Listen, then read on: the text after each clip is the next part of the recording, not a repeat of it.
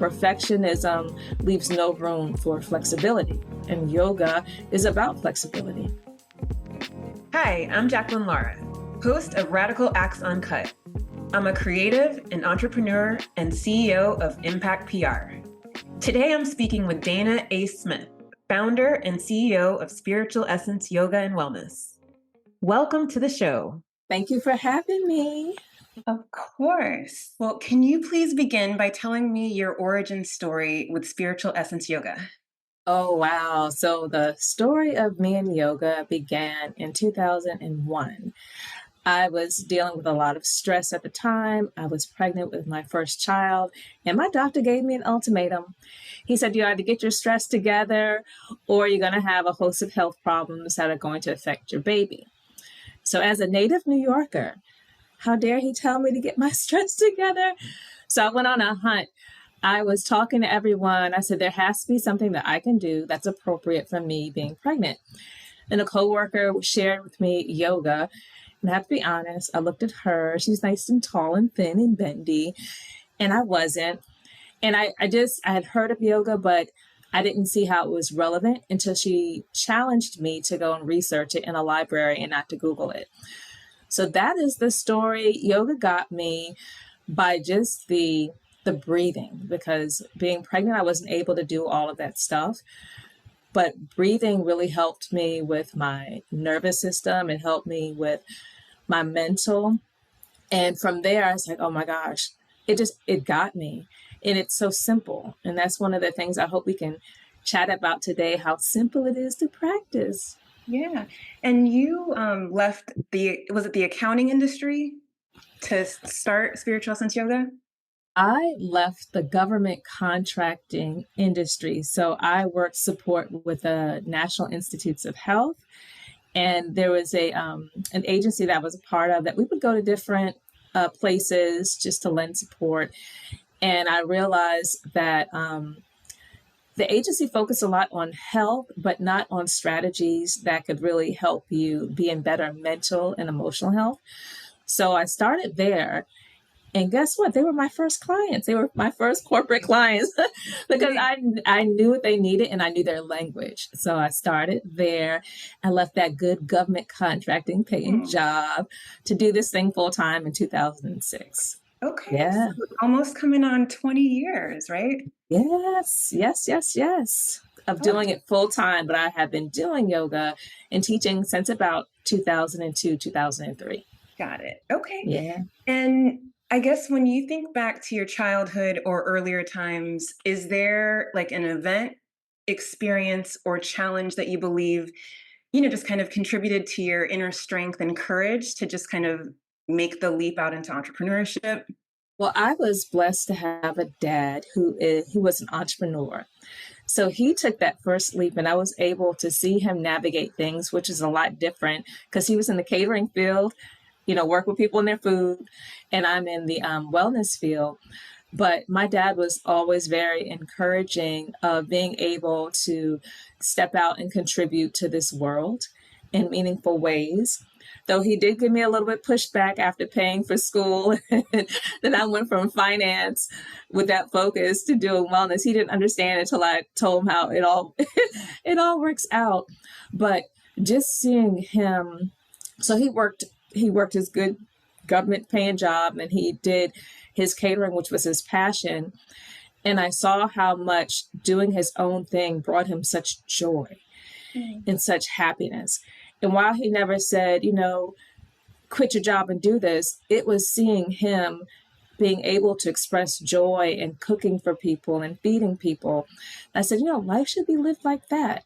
So it was at a very young age. He had me working from the age of 6 years old, working in the shop. So from that age, I really developed a love for people and customer service and just really helping. So he may not have even known that that was the catalyst for me. I didn't get a chance to share that when he was around, but just seeing that joy and that love of being in service of people in meaningful ways, that really sat with me from a very, very young age. Okay, well, that's beautiful because I remember meeting your dad at your Yeah. wedding, Yeah. um, but just hearing his joy in catering, it's just nice to hear how it inspired you. Yes. So on this podcast, though, we do like to explore tests that try people, whether it's unexpected. Well, usually tests are unexpected. And earlier this year, work had picked up for you, and you were working with a reduced staff. And as a business owner, you took it upon yourself to fill the open shifts yourself instead of asking for help. Can you tell me what happened next? I trust is really important to me. Loyalty is really important to me. And being able to depend on people are very important to me. And not to say that when we were short staffed that wasn't happening, but I had trust issues. And instead of me going out and trying to find any, people to fill in the blanks, I took the mantra, forget it, I'll do it myself. Because I'm the only one that can depend on me, which was a false narrative, lo and behold. But there are so many things I wanted to do and I wanted them done correctly. So I jumped in. I was managing the front desk. I was managing the phones. I was cleaning the toilets. I was doing all of those things. And I was telling myself, hey, it's fine. You're in balance. You're going to go home. You're going to sleep well. You're going to be a mom, a wife. But then I found myself burning out, and I found myself being a hypocrite of what I was sharing. So I was in like this crisis of what do I do? There wasn't really the time to hire new people in and get them onboarded because of how I had, put myself in these roles without people knowing exactly what I needed. So I had to ask for help. I had to ask for help of the existing team members, of the manager, of the students that were always there and always helping out. I said, I need your help. Can you cover? Can you help me? And, Jacqueline, it was amazing that they were waiting for me to ask them for help. And I just didn't trust that anyone would want to support me. And I was a little bit embarrassed because I had been doing this business for a very long time. How am I overworked? How am I in this crisis mode of not having enough help and support, which the studio helps and supports the community? So I had a little breakdown, a big breakdown. My health had started to show signs of stress and burnout. And I had to ask for help, and I had to get over being embarrassed. I just really did. But from that, oh my gosh, from that, it really showed me how much this community supports not just the studio, but me as a human being. So I'm learning to take that S off my chest and donate it because I've been putting it in my back closet. And what even was that moment, even just like asking for help? Because you said you physically broke down, but Yes. So I suffer from asthma, and I had COVID when they were still trying to figure out COVID. And I suspect that I have a long term, like I said, call it long COVID. So there was days I wasn't able to breathe. I had to just like stop. I couldn't engage properly. So I remember this day sitting on the floor behind the front desk. There's a cushion back there that I call my princess cushion, just sitting on the floor. And I just felt completely devoid and drained of energy. So I just text someone. I said, I need you to come and like tap me out. I said, whatever I can do for you once I get myself back on track. I said, I can't answer another call. I can't answer another question. So I sat on the floor and I was like, I just need some help. And like from there, everybody came busting down the doors. They were like, we were waiting on you. Yeah. We were waiting on you. So it was that moment of just sitting on the floor, looking up at the ceiling. Like, what am I doing with my life? After all of this. So, and that kind of fits into the perfection myth. Mm-hmm. Can you talk to me about that? Yes, I'm a recovering A personality. And again, I talk a lot about my dad because he was the framework for me. So he was a military man. And I don't really know how they are taught or guided in the military, but I know that he had a thing for things being perfect. And if they weren't perfect, they were no good. So I think that that was ingrained in my mind and my soul, but in me getting through or getting over it. So I'm still in recovery. So there are still certain things that I work too hard at to be perfect. And I know perfection is a myth. It's a moving target. Why waste your time? Because it's linked to, well, in order to be seen as serious, this has to look this way because this is what society says this needs to look like. This is how you need to speak. This is how you need to engage. This is how your space should be all of the time.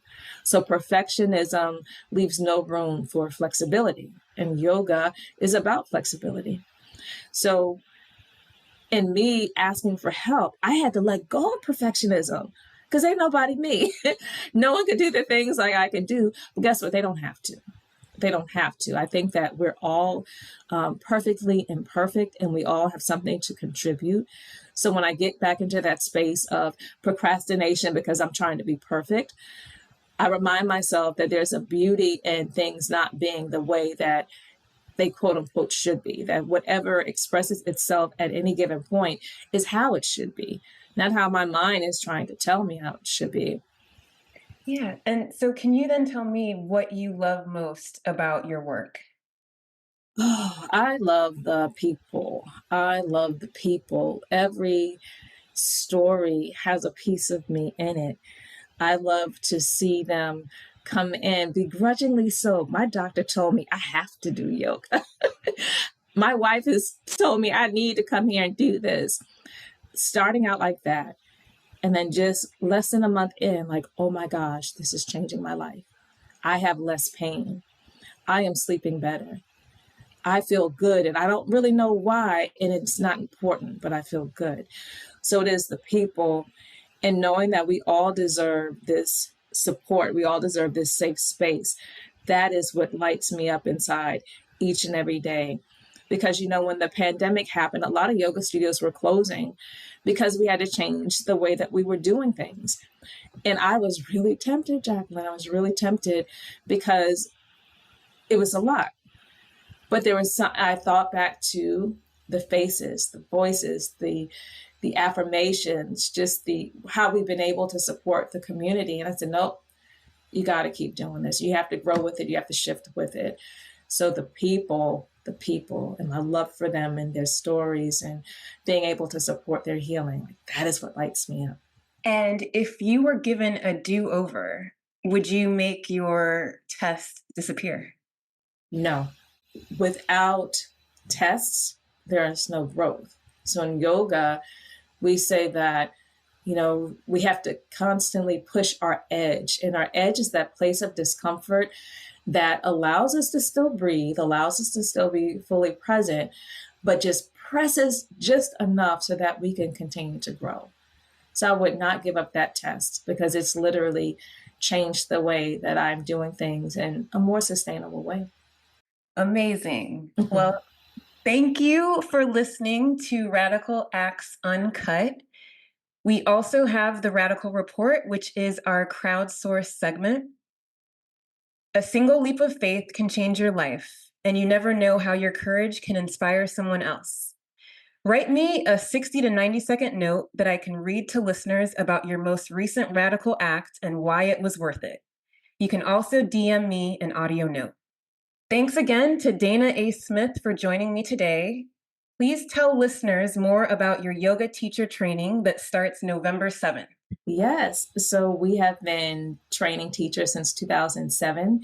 If you want to learn about yoga as a lifestyle, as a tool for growth, even if you don't want to teach, this 200-hour yoga teacher training is a great way to understand the philosophy, how the asanas can fit and sit in your beautiful body, and how you can unlock mindfulness in your mind, no matter how busy you are. So we offer it in studio and online, so it doesn't matter where you are in the world. And we record everything too. So you have a lifetime access to that. Amazing, amazing.